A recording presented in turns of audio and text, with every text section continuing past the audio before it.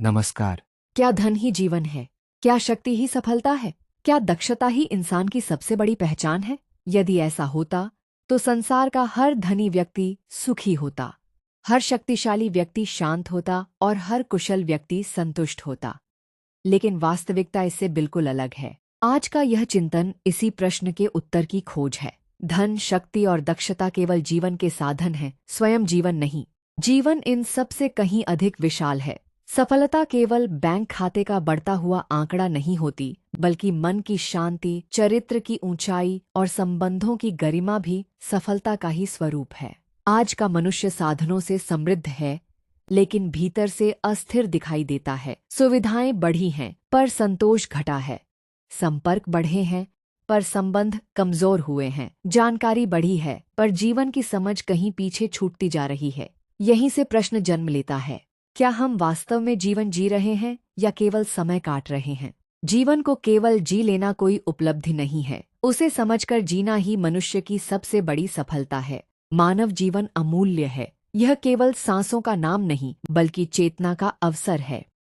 यह अवसर हमें इसलिए मिला है कि हम अपने भीतर छिपी श्रेष्ठता को पहचान सकें। भगवद गीता में श्री कृष्ण अर्जुन से कहते हैं, कर्मण्येवाधिकारस्ते मा फलेषु कदाचन, अर्थात हमारा अधिकार केवल कर्म करने में है, उसके फल में नहीं।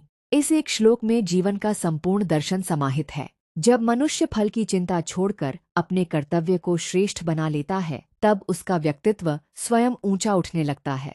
सफलता उसके पीछे चलती है, उसे सफलता के पीछे नहीं भागना पड़ता। जीवन की यात्रा में अनेक शक्तियां हमारे साथ जन्म लेती हैं। साहस, विवेक, संवेदना, करुणा और प्रेम, ये सभी हमारे भीतर पहले से विद्यमान हैं। आवश्यकता केवल उन्हें जागृत करने की है। इन सभी गुणों में साहस का स्थान अत्यंत महत्वपूर्ण है। साहस केवल युद्ध भूमि में तलवार उठाने का नाम नहीं है। सत्य बोलना भी साहस है। अपने परिवार के लिए त्याग करना भी साहस है।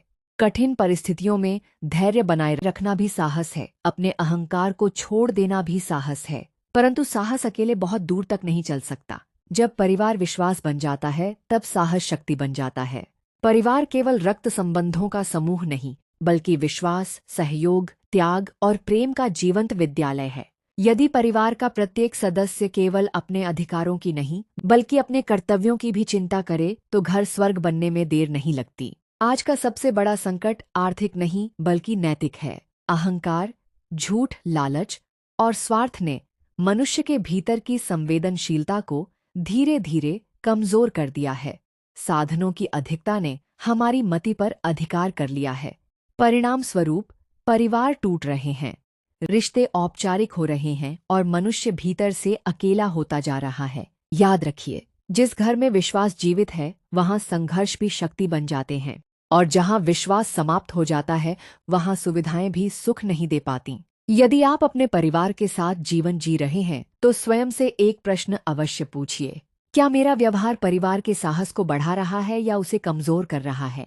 क्या मेरे शब्द विश्वास पैदा करते हैं या दूरी? क्या मेरी सफलता केवल मेरी है या उसमें मेरे अपनों का भी योगदान है? इन प्रश्नों के उत्तर ही आपके व्यक्तित्व की वास्तविक ऊंचाई निर्धारित करेंगे। हम अक्सर धन कमाने में इतना व्यस्त हो जाते हैं कि उन लोगों के लिए समय ही नहीं बचता जिनके लिए धन कमाया जा रहा है। जीवन की सबसे बड़ी उपलब्धि धन का संग्रह नहीं, बल्कि विश्वास का अर्जन है। इसलिए याद रखिए, आपका साहस ही आपके परिवार का विश्वास है, और जिस व्यक्ति के साथ परिवार का विश्वास खड़ा हो, उसे संसार की कोई शक्ति लंबे समय तक पराजित नहीं कर सकती। आइए, हम जीवन को केवल सफलता की दौड़ न बनाएं, बल्कि समझ, संवेदना, कर्तव्य और प्रेम की यात्रा बनाएं।